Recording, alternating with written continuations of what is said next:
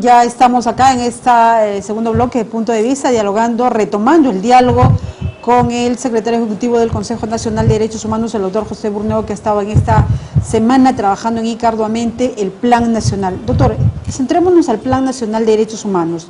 Hemos hablado un poco de lo que está ocurriendo en el país, la inercia que ha habido de parte del anterior gobierno, la poca voluntad de reparar a las víctimas de la violencia política. Hoy no tenemos un Plan Nacional de Derechos Humanos, pero implica de que se tiene que construir. Su mandato es hasta el 30 de junio, tiene tiempo. Usted ha dicho que en octubre más o menos se tendría el plan para poder implementar, asignarle presupuesto. ¿Por qué es importante que la región, que el país, no la región ICA, sino el país cuente con un documento que delinee las políticas de derechos humanos? En primer lugar, hemos comenzado en ICA porque nos parece que estando tan cerca de la capital de la República hay un deber moral, una deuda con el pueblo de Ica después del terremoto y de todo lo que han sufrido y con todos los problemas no resueltos que tienen ustedes. Y nos parecía que tener la primera audiencia en Ica, donde existe un órgano consolidado, importante, como es el Comité de Derechos Humanos de Ica, y existen organizaciones interesadas en el bienestar de su pueblo, nos parecía que era justo y conveniente que la primera audiencia en la República se hiciera acá. Y esa es la razón por la cual hemos comenzado acá. Ahora, ¿por qué un plan es necesario? Primero, mi querida teleaudiencia de Ica, porque yo mencioné antes que la primera obligación del Estado peruano, no del gobierno, sino del Estado, el gobierno es un administrador de paso, 5 años y se va al gobierno, pero el Estado tiene un fin supremo, que es la promoción de la dignidad humana. Artículo 1, Constitución de 1979, y que se ha repetido, se ha copiado, la del 93 copia la del 79. Doctor, pero hagamos un altito ahí. La gente no termina de entender qué cosa es la dignidad, porque si no, no hubieran tantas mujeres asesinadas en manos de sus parejas, trabajadoras, en el caso de Ica, explotadas por la agroexportación, situaciones de vulneración de derechos. O sea, como que no terminamos de entender que los derechos humanos no es una instancia, no es una ONG, no es un centro,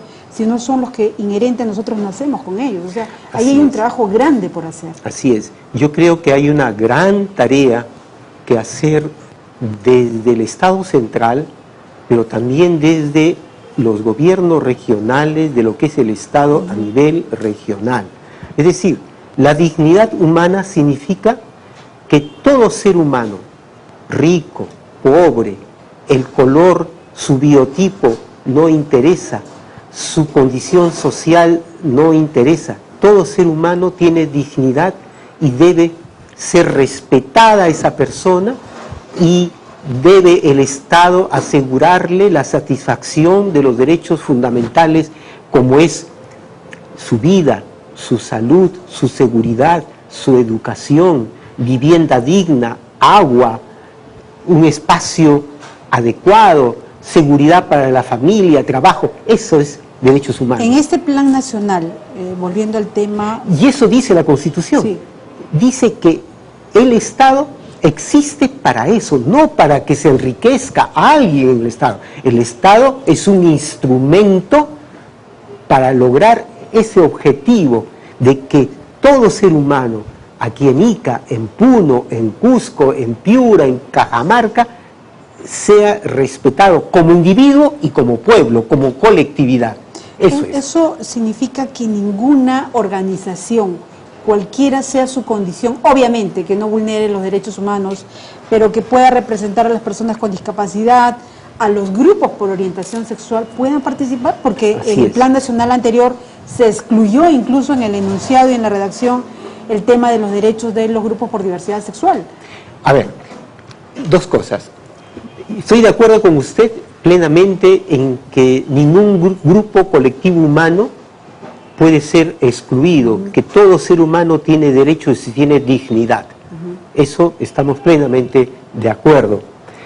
En el 2005, cuando se trabajó el plan, por lo mismo que hubo esa gran participación, sí se pusieron aspectos relativos al respeto por la diversidad sexual, por la diversa identidad sexual.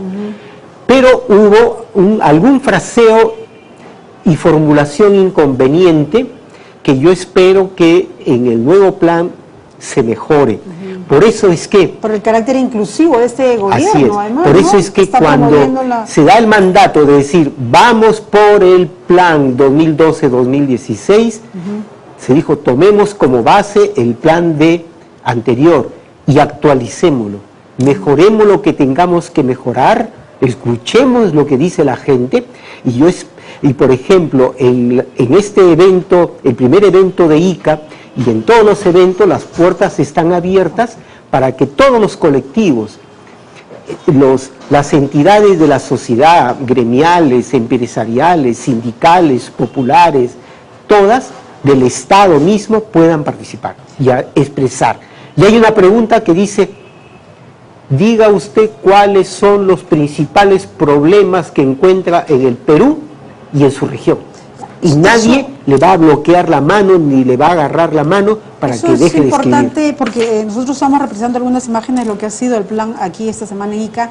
Es importante que la gente tome conciencia que las audiencias que se van a desarrollar en todo el país y que ya fue en ICA tienen este carácter de decir, se recoge la opinión principalmente del que ha ido a participar. No hay un tema de exclusión, es la misma gente. A partir de ahí, ¿qué es lo que se va a hacer? Esta fase de escuchar, recoger, nutrirse del sentir, de las opiniones de las colectividades de todo el Perú, una vez que termina, y debemos terminar aproximadamente a mediados de junio, nos tardará unos 3 meses aproximadamente, luego se recoge todo ese material, para lo cual se ha confeccionado una metodología estándar para todas las regiones, de manera que podamos luego sistematizar y poder saber qué derechos, qué áreas, qué temas son los que afloran más para luego pasar a una nueva fase de redacción, de formulación del proyecto que debe ser sometido a consulta en el Consejo Nacional y esperamos que los grupos regionales que hay en ICA, que han ayudado para hacer la primera audiencia de ICA y todos los demás grupos regionales participen y opinen sobre el proyecto de plan.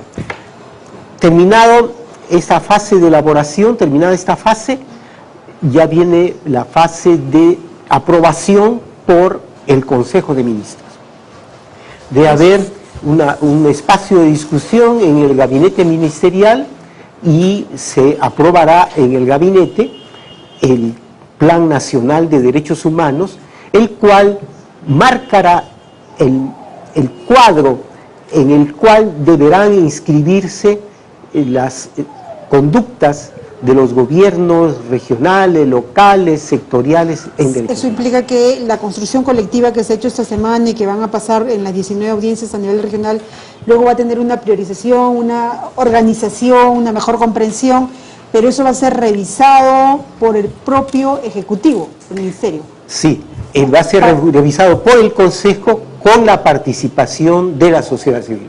Eso es importante porque eso implica que hay una retroalimentación y que lo que siempre se ha reclamado, lo que ha ocurrido en Bagua, por decir, tomar decisiones o establecer políticas desde el Ejecutivo inconsultamente, o lo que ha pasado recientemente con el tema de Cajamarca en Conga, ¿no? O sea, los conflictos sociales se están generando porque se toman decisiones de manera no dialogada, no tomando en cuenta lo que realmente ocurre en las regiones. Esto implica que es una estrategia que a futuro, ahora, se tiene el documento, se le va a asignar porque no va a pasar nada si es que no se le asigna un presupuesto o se delinea como políticas que establezca que los gobiernos regionales tendrían que asumir.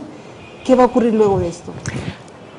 Luego deberá crearse un sistema de monitoreo, de seguimiento, de evaluación. Este sistema de monitoreo, de evaluación, del plan va a permitir impulsar el cumplimiento del plan, ¿no? Y de tal manera que mediante un mecanismo de acuerdos, sea a nivel sectorial con otro ministerio o a nivel regional, se vayan haciendo consensos sobre las medidas que deben adoptarse en cada nivel del gobierno. Esto es un proceso, porque esto no existe un sistema de evaluación y de monitoreo de los derechos humanos en el Perú. ¿Se va a poner énfasis, doctor, en algún eje en especial? ¿Eso va a ser resultado de lo que salga en las audiencias? Porque, o sea, a simple vista, lo que está generando, digamos, son los derechos laborales, la atención mayor, pero también el tema que tiene que ver con los recursos naturales, que antes, digamos, era un derecho inexistente, ¿no? El tema de tener la relación armoniosa con la naturaleza, no explotación de los recursos naturales, y que está ligado al tema de los recursos hídricos. O sea, ¿se ha establecido ahí cuál va a ser o esto es resultado de lo que se recoge en estas audiencias? Y yo no quiero adelantar opinión, porque justamente en mi tarea, la tarea del Consejo es la de escuchar ahora, ¿no? Porque luego de las audiencias de esta consulta, podemos decir, el sentir mayoritario del país va en el sentido que los problemas más importantes se ubican en tal y otro aspecto.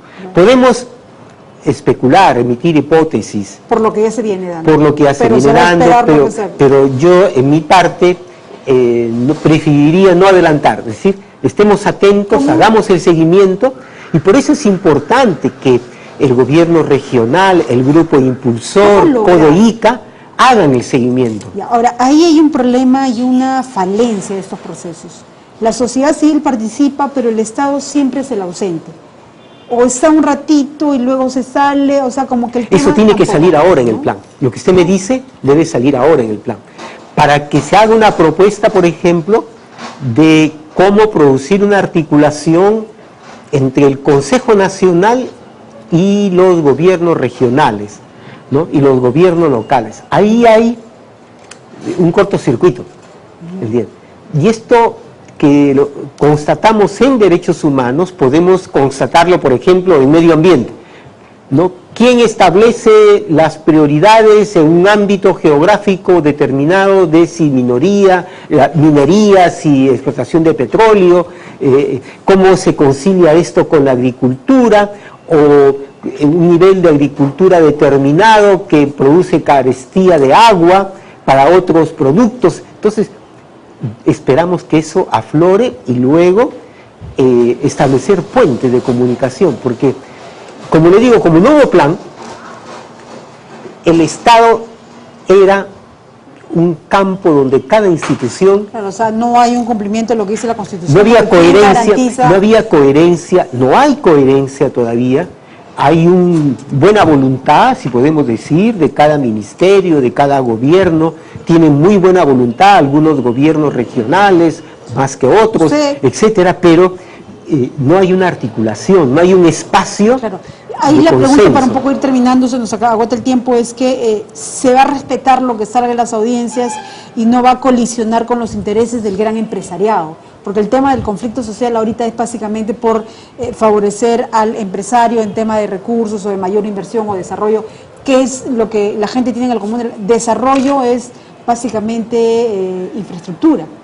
Claro, pero yo creo ahí que el empresariado peruano e internacional en general, hay todo un proceso a nivel mundial, y creo que en el país también está en curso. Pero que no es incompatible mercado y desarrollo. El empresariado debe entender, ¿no?, que sus propuestas de actividad comercial, de producción, de explotación, no pueden destruir el planeta, el ambiente, contaminar el agua, el aire. Eso es en el ideal. Así es, pero eso... lo que existe no es eso, doctor. Si no, no estuviéramos viendo el tema de Conga, que es el caso más emblemático. Yo lo que quiero decirle es que Conga es un problema heredado, ¿entiendes, no? Viene de atrás y como tal hay un conjunto de problemas que se han heredado. Lo que queremos es que haya pautas y que haya mecanismos de evaluación y de supervisión que en este momento no existen. Cada ministerio, cada ámbito geográfico está a su libre albedrío hasta que de ahí se produce un conflicto y lamentamos las consecuencias de lo que ha pasado a partir del conflicto, ¿no? Muy bien, doctor, muchísimas gracias por esta presencia y finalmente invocarle también de que ese no es una responsabilidad solo del Estado. Usted es funcionario del Estado, viene representando el Consejo Nacional del Ministerio de Justicia, de Derechos Humanos, pero también hay una cuota de corresponsabilidad de la propia ciudadanía. Y usted lo ha remarcado en varios momentos por lo que dice la Constitución, ¿no? El tema de la dignidad como que está inherente como persona humana. Fue este diálogo, agradecemos su participación aquí en Punto de Vista. Nosotros nos vamos a la pausa comercial y regresamos aquí con el programa.